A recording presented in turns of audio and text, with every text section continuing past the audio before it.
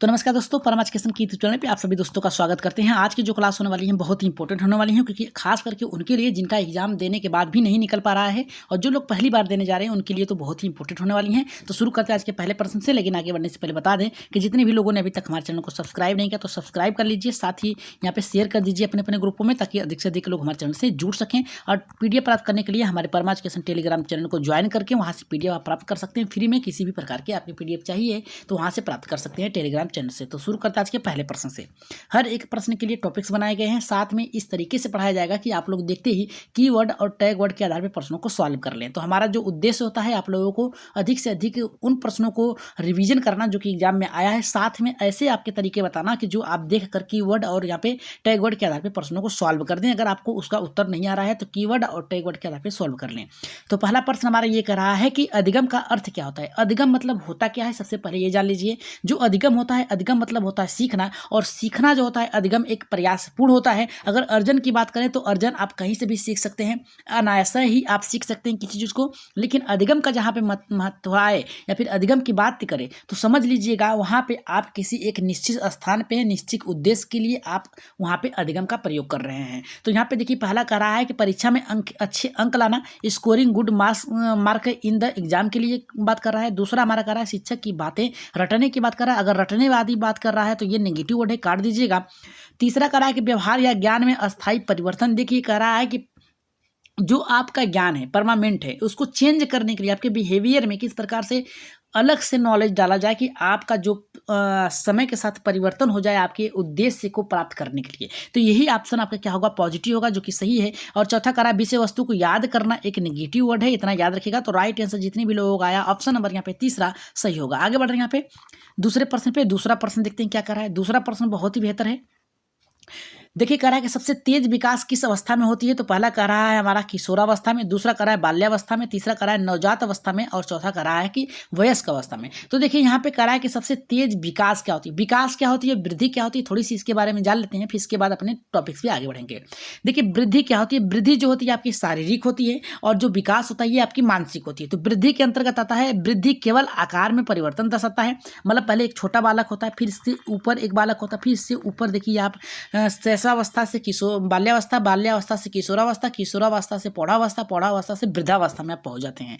और यहाँ पे दूसरा करा वृद्धि एक निश्चित समय के बाद रुक जाती है, यानी आपका विकास जो आपका वृद्धि है, शारीरिक विकास जो है मतलब वृद्धि कह सकते हैं, वो एक समय ऐसा आता है कि रुक जाता है। लेकिन अगर वहीं पे हम विकास की बात करें तो ये गुणात्मक परिवर्तन को दर्शाता है, यानी क्या है कि आपकी सोच हमेशा बदलती रहती है। दूसरा करा विकास आजीवन चलता रहता है, यानी विकास आप कहीं से भी सीख सकते हैं, इतना याद रखिएगा। तो कह रहा है सबसे तेज किस अवस्था में होती है। तो तेज की अगर बात की जाए तो नवजात अवस्था में होती है, यानी आप कह सकते हैं इस अवस्था में 0 से 2 वर्ष की अवस्था में होती हैं सबसे तेजी से। तो राइट आंसर यहाँ पे ऑप्शन नंबर यहाँ पे जितने भी लोगों का आया यहाँ पे दूसरा एकदम करेक्ट, तीसरा एकदम करेक्ट होगा। आगे बढ़ रहे हैं यहाँ पे नेक्स्ट प्रश्न पे, जो कि आपका तीसरा प्रश्न है। देखिए इसमें सभी प्रश्नों को जो बारे में बताया गया है बहुत ही इंपॉर्टेंट है, इसको आप लोग कहीं लिख लीजिएगा या फिर स्क्रीनशॉट ले लीजिएगा। तो यहाँ पे कह रहा है कि पियाजे के अनुसार संज्ञानात्मक विकास के कितने चरण होते हैं। पहला कह रहा है कि 3 चरण होते हैं, दूसरा कह रहा है 4 चरण होते हैं, चौथा तीसरा कह रहा है 5 चरण होते हैं, और छठा कह रहा है कि यहाँ पे चौथा कह रहा है 6 चरण होते हैं। तो आप लोगों को पता है जो जिन पियाजे के 4 चरण होते हैं, 4 चरण आपका आता है ऑप्शन नंबर यहाँ पे दूसरे पे।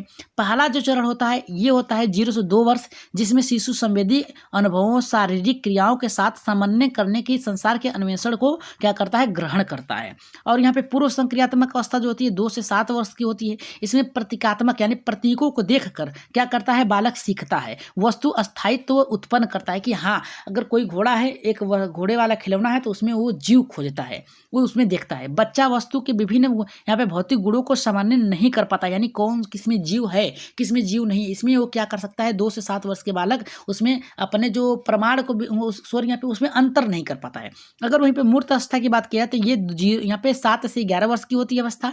इसमें बच्चे मूर्त यहाँ पे घटनाओं के संबंध में युक्ति संगत तर्क कर सकता है, मतलब कोई वस्तु होता है और उस पर विचार करते हैं इस अवस्था में, यानी 7 से 11 अवस्था में वस्तुओं को विभिन्न समूहों में वर्गीकृत कर सकता है, यानी कौन सा निर्जीव है कौन सा सजीव है इसके बारे में वो जान लेता है। फिर कह रहा है कि वस्तुओं में यहाँ पे मानस प्रतिमाओं का यहाँ पे कह रहा है परिवर्तनीय मानसिक क्रियाओं के करने में सक्षम है, यानी यहाँ पे कह रहा है कि कौन सी वस्तु में जीव है कौन सी वस्तु में जीव नहीं है, इसमें वो यहाँ पे अंतर कर लेता है। अगर वहीं पे बात करें चौथे की औपचारिक संक्रियात्मक अवस्था जो कि 11 से 15 वर्ष की होती है। आपको इसमें कहा है कि यहाँ पे किशोर तर्क का अनुप्रयोग अधिगम अमूर्त रूप से कर सकता है। यहाँ पे कहा कि परिपक्वतात्मक चिंतन विकसित करता है, मतलब वस्तु हो उस पर भी विचार करता है, वस्तु न हो उस पर भी वो विचार यानी चिंतन कर सकता है। तो यहाँ पे संज्ञानात्मक विकास के कितने चरण होते हैं? तो आपके 4 चरण होते हैं, जो कि ऑप्शन नंबर यहाँ पे दूसरा सही होगा। इसकी थोड़ी सी एक व्याख्या और है, उसको भी देख लीजिए आप लोग।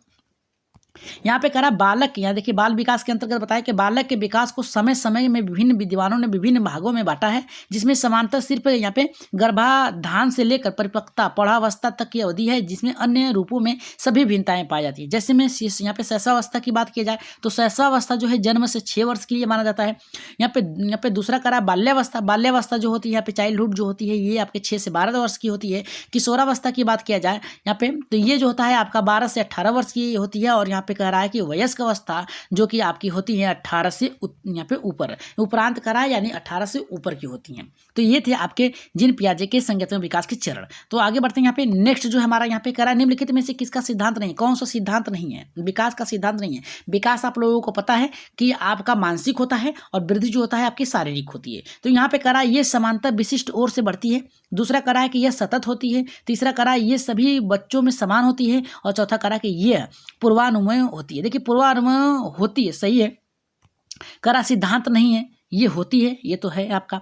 करा कि ये सतत होती है, लगातार बढ़ती रहती है, चलती रहती है, ये सिद्धांत है। ये सामान्य से विशिष्ट को हो जाती है, माने किसी वस्तु के साथ एक कठिन वस्तु के साथ जोड़ा जा सकता है, यानी वस्तु न हो उस पर विचार, पहले वस्तु हो फिर इसके बाद वस्तु न हो उस पर हो। लेकिन यहाँ पे करा है कि सभी यहाँ पे जो बच्चे होते हैं समान होते हैं। देखिए एक छोटा बालक होता है और एक बड़े बालक में बहुत ही अंतर होता है, फिर एक उससे बड़े जो होता है उसमें अंतर होता है, फिर उससे बड़ा बालक होता है उसमें कोई बालक छोटा होता है, कोई बालक बड़ा होता है, कोई बालक मोटा होता है, कोई बालक पतला होता है। तो सभी वस्ते एक समान नहीं होते बच्चे, इसलिए आधार पे हम कह सकते हैं कि राइट आंसर जाएगा आपका 7। यहाँ पे तीसरे का जाएगा। अगर क्लास बेहतर लग रही है तो एक बार सब्सक्राइब जरूर करिएगा, क्योंकि सभी प्रश्नों को आप लोगों के लिए बहुत ही बेहतर तरीके से यहाँ पे बनाने का प्रयास किए हैं। करा कि वाइगोस्की ने अधिगम के सिद्धांत के महत्व क्या है, वाइगोस्की महत्व है। यहाँ पे कह रहा है कि वाइगोस्की कह रहा है कि ये परिपक्वता के लिए जाने जाते हैं, भाषा और सामाजिक संवाद के लिए जाते हैं, पुनर्वर्ण के लिए जानते हैं, पुरस्कार के लिए। तो राइट आंसर यहाँ पे इनका महत्व किससे है, वाइगोस्की का अधिगम के। तो राइट आंसर यहाँ पे 5वें का किसके। अगर हम 5वें की बात किया जाए तो इन्होंने भाषा और सामाजिक संवाद में यहाँ पे बात किया है, लैंग्वेज पे बात किया है, सोशल पे बात किया है कि बालक जो है अपने समाज में अपने भाषाओं को सीखते हैं किस प्रकार से, इस पर इन्होंने बताया है। तो राइट आंसर यहाँ पे जाएगा आपका किसके साथ जाएगा, ऑप्शन नंबर यहाँ पे दूसरा एकदम करेक्ट होगा, दूसरा ऑप्शन करेक्ट होगा। आगे बढ़ रहे हैं यहाँ पे छठे प्रश्न पे। छठा बहुत ही बढ़िया प्रश्न है, ये करा है स्कैन फोल्डिंग शब्द किससे है, ये किससे है, स्किनर से है, ब्रूनर से है, पियाजे से है, एरिक्सन से है। तो राइट आंसर जाएगा जितने भी लोगों का आया है यहाँ पे ब्रूनर महोदय हैं इनसे जाएगा। आगे बढ़ रहे हैं यहाँ पे 7वें प्रश्न पे। 7वां प्रश्न बहुत ही बेहतर है, कह रहा है कि निकटतम विकास का क्षेत्र यानी ZPD zone of proximal development. तो ये अवधारणा किसने दी है, यहाँ पे कह रहा है कि जोन ऑफ प्रोक्सिमल जो डेवलपमेंट है ये किससे है। पहला कह रहा है कि स्किनर से है, ब्रूनर से है, पियाजे से है, वाइगोस्की से है। तो आप लोगों को पता है कि ये जो है वहाँ पे वाइगोस्की महोदय से हैं। इन्होंने बताया कि जब बालक कोई चीज़ को करता है यानी कोई चीज़ सीखता है, सीखते समय एक ऐसा समय आता है जहाँ पर बालक करते करते यहाँ तक पहुँचता है और यहीं पे रुक जाता है। रुकने के बाद अपने समवयस्कों की सहायता से क्या करता है, आगे बढ़ता है, आगे बढ़ता है, उस क्रियाओं को पूरा कर लेता है। यानी समय अपने से ज़्यादा जो ज्ञान वाले हैं उनसे यानी सहायता के माध्यम से सीखते हैं, उनको बताया जाता है। तो ये किसने बताया निकटतम विकास का क्षेत्र किसे अवधारणा संबंधित है, तो ये वाइगोस्की से संबंधित है। आगे बढ़ रहे हैं यहाँ पे नेक्स्ट 8वें प्रश्न पे। एक बार लाइक जरूर करिएगा। वाइगोस्की के बारे में थोड़ा सा जान लेते हैं। वाइगोस्की संज्ञानात्मक विकास के लिए जाने जाते हैं। संज्ञानात्मक विकास जो है इन्होंने बताया वाइगोस्की ने कि 1896 से 1834 में ये आए थे। 1834 में इनका जन्म हुआ था, 1896 में इनकी मृत्यु हो गई। एक रूसी मनोवैज्ञानिक थे जिनका प्रमुख सिद्धांत ये शोध मानवीय चेतना और विकास के उनकी संरचनाओं से संबंधित है, जिसमें मुख्य बिंदु पे आते हैं ये कि मनोविच जो मनोवैज्ञानिक का परिचय था ये 1896 से 1934 सॉरी यहाँ पे 1934 है, 1896 इनका जन्म हुआ था, 1934 में इनकी मृत्यु हुई थी। इन्होंने बताया है कि वाइगोस्की का संज्ञानात्मक विकास का जो सिद्धांत है ये लर्निंग थ्योरी पे बेस्ड है, यानी बालक जो है ये अलग समाज से सीखते हैं, इन्होंने बताया है। आगे बढ़ रहे हैं यहाँ पे नेक्स्ट प्रश्न पे। PDF प्राप्त करने के लिए टेलीग्राम चैनल परमा एजुकेशन को ज्वाइन करके आप प्राप्त कर सकते हैं क्लास के बाद। करा कि बच्चों के अधिगम के लिए सबसे प्रभावी रणनीति क्या होती है? रटना। रटना एक नेगेटिव वर्ड है, काट दीजिएगा। व्याख्यान ये भी नेगेटिव वर्ड है। करा सहभागिता और संवाद एकदम सही है, सहभागिता और संवाद के साथ होनी चाहिए। ऑप्शन नंबर आपका आएगा तीसरा एकदम करेक्ट। आगे बढ़ रहे हैं, यहाँ पे नेक्स्ट प्रश्न है, लेकिन उससे पहले सहभागिता और का कौशल क्या विकास क्या होता है छात्रों में, इसको देख लेते हैं। करा कि शिक्षण के समय यदि छात्र कुछ न प्रश्न पूछे तो शिक्षक को अपनी ओर ये विषय वस्तु को स्पष्टीकरण हेतु छात्रों से ऐसे प्रश्न पूछना चाहिए जो उत्तर दे पाए। तो यहाँ पे करा अत्युत्तम। यदि न दे पाए तो छात्रों के उस प्रश्न के उत्तर जानने की जिज्ञासा में आवश्यकता उत्पन्न की जानी चाहिए कि आखिर इसका उत्तर होगा क्या। उसी प्रकार उसी प्रश्न को शिक्षक द्वारा दिए गए प्रश्नों में ध्यानपूर्वक सुने। मानसिक और बौद्धिक शक्तियाँ जो है दोनों की ही यहाँ पे करा कि पृष्ठभूमियों की सक्रियता रहे।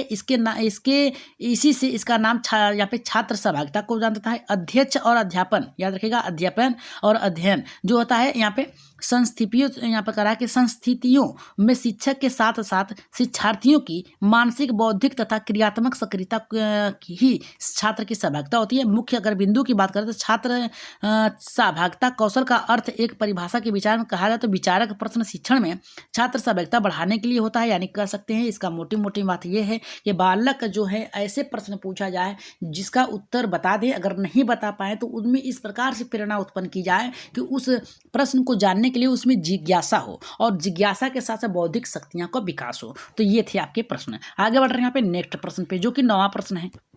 इसका आंसर आप लोग कमेंट बॉक्स में देंगे और बताएंगे इसका उत्तर क्या होगा। एक अच्छा शिक्षक क्या है? वह है जो यहाँ पे छात्रों को डांटता है, छात्रों को रटवाता है, छात्रों को आत्मनिर्भरता बनाता है, केवल पुस्तक पढ़वाता है। तो राइट आंसर यहाँ पे पहला सही होगा, दूसरा, तीसरा या फिर चौथा, कौन सा सही होगा? इसका आंसर कमेंट बॉक्स में बताइएगा कि एक अच्छा शिक्षक कौन है। छात्रों को जो डांटता है वो है, या फिर जो रटवाता है वो, या फिर आत्मनिर्भर बनाता है, या फिर केवल पुस्तकों का ज्ञान देता है।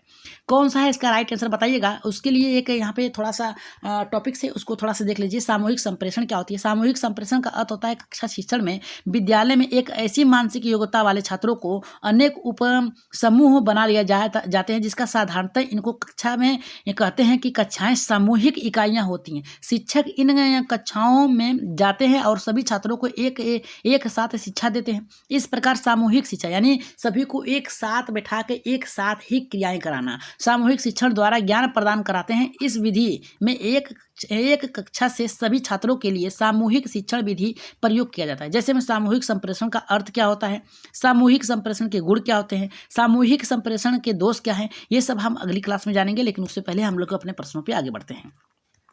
10वें प्रश्न की अगर बात करें तो 10वां कह रहा है प्रेरणा का बच्चों के अधिगम में क्या महत्व है। पहला कह रहा है कि यह सीखने में बाधा डालती है। बाधा डालना एक नेगेटिव वर्ड है। दूसरा कह रहा है यह सीखने में कोई भूमिका नहीं निभाती है, निभाती है, ये भी आपकी है, गलत है। कह रहा है कि यह अधिगम की दिशा और गति तय करती है। देखिए अधिगम की दिशा और गति तय करती है, यही आपकी पॉजिटिव है। कह रहा है कि यह केवल खेल पर आवश्यक, केवल ही खेल पर नहीं सभी सहभागिता के साथ होता है, ये नेगेटिव वर्ड है। राइट आंसर आपका ऑप्शन नंबर यहाँ पे तीसरा पॉजिटिव है। आगे बढ़ते हैं यहाँ पे 11वें प्रश्न पे। 11 का देखिए कह रहा है कि बच्चों में आत्म संयम को कैसे विकसित किया जाए, यानी खुद से करने के लिए प्रेरणा किस प्रकार से दी जाए। दंड द्वारा नेगेटिव वर्ड है, काट दीजिए। स्वतंत्र निर्णय और अभ्यास द्वारा एकदम राइट आंसर होगा आपका, एकदम राइट आंसर होगा आपका। दूसरा एकदम सही होगा, पॉजिटिव वर्ड है। करा के डराकर एक नेगेटिव वर्ड है। प्रतियोगिता से, ये भी आप द्वंद्व नहीं करा सकते हैं। राइट आंसर ऑप्शन नंबर यहाँ पे दूसरा एकदम करेक्ट होगा। अगर हम 12वें प्रश्न की बात करें, लेकिन उससे पहले सामूहिक क्या है इसको थोड़ा सा देख ले। छात्रों में सामूहिक कार्य कराने के लिए आनंद अनुभव यानी खेल के माध्यम से भी होना चाहिए, सामूहिक कार्य से भी होने। बालक को अपने साथियों के साथ खेलना अच्छा लगता है, तो कक्षा में पढ़ाते समय छात्र अपने साथियों के साथ बातचीत करते हैं। मनोवैज्ञानिकों का मानना है कि समूह में रहकर छात्र अधिगम प्रभावी रूप से सीख सकते हैं। जिस प्रकार से अगर मुख्य बिंदु की बात की जाए, मुख्य बिंदु की करा के सामूहिक बिंदु यहाँ पे विधियों द्वारा सीखना, प्रमुख सामूहिक विधियों का, सामूहिक विधियों के साथ लाभ, सामूहिक विधियों के साथ दोष, सामूहिक विधियों का यहाँ पे अधिगम प्रभावशाली शिक्षण विद्यालय परिवार की भूमिका किस प्रकार से होती है सामूहिक में, ये सभी के सभी क्या आते हैं आपके शिक्षण में आते हैं। आगे बढ़ते हैं यहाँ पे नेक्स्ट प्रश्न पे, जो कि आपका यहाँ पे 12वां प्रश्न है। ये करा बाल केंद्रित शिक्षा का मुख्य उद्देश्य क्या है। पाठ्यक्रम को पूरा कराना, शिक्षक की बातों को दोहराना एक नेगेटिव वर्ड है। तुरंत जो भी आपको समझ में आए कि नेगेटिव वर्ड है तुरंत लगा दीजिएगा उसको मार्क। बच्चों में रुचि की आवश्यकता को शिक्षा शिक्षा देने, यही आपका राइट आंसर होगा। जिस प्रकार से अगर रुचि नहीं होगा बालक में तो किसी भी कार्य को करने के लिए वो क्या करेगा, अग्रसर नहीं होगा। चुप कराना, ये आपका नेगेटिव वर्ड है। राइट आंसर ऑप्शन नंबर तीसरा एकदम सही होगा। अगर हम बात करें 13वें प्रश्न की, तो 13 का करा कि बच्चों में विकास में खेल का क्या योगदान है। समय की बर्बादी, नेगेटिव वर्ड है। केवल मनोरंजन, ये भी नेगेटिव वर्ड है। का संपूर्ण विकास में सहायक, एकदम सही है, राइट आंसर होगा। अनुशासनहीनता के कारण, ये भी गलत है। राइट आंसर ऑप्शन नंबर यहाँ पे तीसरा 13वें का सही होगा। अगर हम बात करें 14वें प्रश्न की, अनुकरण किस प्रकार की अधिगम है। पहला कह रहा सामाजिक अधिगम है, शारीरिक है, रचनात्मक है, यांत्रिक है। पहली बात तो कह रहा है अनुकरण। अनुकरण का मतलब होता है दोहराना, तो शारीरिक अधिगम तो होगा नहीं, काट दीजिए। रचनात्मक तो होगा नहीं, करके नहीं सीख रहा है। यांत्रिक तो होगा नहीं, ठीक है, यंत्रों के द्वारा। सामाजिक होगा, समाज में रहकर आप किस प्रकार से दूसरे की बातों को सीखते हैं, यही होगा आपका अनुकरण। ठीक, आगे बढ़ते हैं यहाँ पे 15वें प्रश्न पे।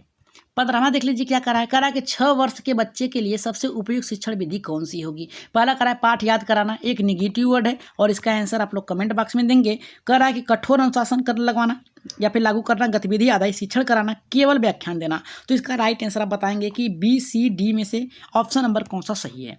तो ये थे आज के प्रश्न। लेकिन अगर ये थोड़ी सी टॉपिक से है कि किशोरावस्था की समस्याएं क्या होती है, अगर इस पर थोड़ा सा विचार आ जाए आप लोग मन में, तो आप प्रश्न अगर इससे बनते हैं तो आप लोग कर सकते हैं। कह रहा किशोरावस्था की जो यहाँ पे समस्याएं कौन सी। किशोरावस्था जीवन का सबसे कठिन काल होता है। इस काल में किशोरों के जीवन में अनेक शारीरिक एवं मानसिक संवेगात्मक परिवर्तन होते हैं। किशोरावस्था में बड़े संघर्ष और तनाव और यहाँ पे विरोध की अवस्था होती है। किसने कहा है, स्टेने हॉल ने कहा है, याद रखिएगा। लड़का का लड़की से यहाँ पे अट्रैक्शन होगा और यहाँ पे कुछ लड़कियां अलग रहनी पसंद करेगा, कुछ लड़कियां अपने शारीरिक और यहाँ पे मानसिक तरीके से अलग रहना चाहेंगे। यानी इसमें बहुत ही क्या आता है, बहुत ही बारीकी तरीके से हम इसको समझेंगे और बताएंगे अगली क्लास में किस प्रकार से इसका आंसर होगा। लेकिन आगे बढ़ने से पहले बता दें कि 15वें का आंसर और 9वें का आंसर आप लोग बताएंगे जरूर क्लास में कि इसका आंसर क्या होगा। और जितने भी लोगों ने क्लास बेहतर तरीके से देखा है तो तीसरे का उत्तर बता दीजिएगा कमेंट बॉक्स में क्या होगा। तो ये थी आपके आज की CDP के प्रश्न। तो आज के लिए इतना ही, धन्यवाद। जाते जाते टेलीग्राम चैनल को ज्वाइन कर लीजिएगा। क्लास बेहतर लगे तो सब्सक्राइब जरूर करिएगा। तो आज के लिए इतना ही, धन्यवाद।